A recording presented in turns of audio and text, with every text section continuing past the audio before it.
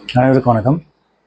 TNPSC 10ஆம் வகுப்பு தமிழ் பாடத்தில் ஆசிரியர் குறிப்பு மாப்போ சிவானந்தம் பற்றி நம்ம பார்க்க போகிறோம்.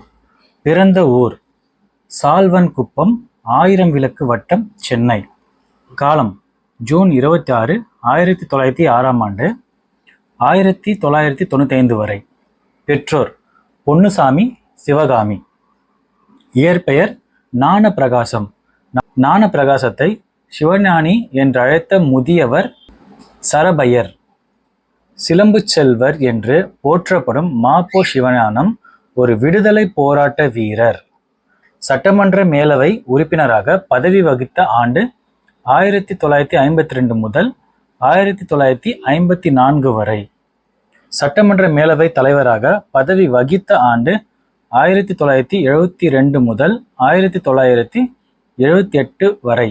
தமிழரசு கழகத்தை தொடங்கியவர்.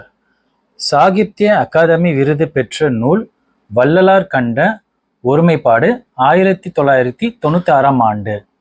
தமிழக அரசு மாப்போ ஷிக்கு சிலை அமைத்துள்ள இடங்கள்: திருத்தணி, சென்னை, தியாகராய நகர்.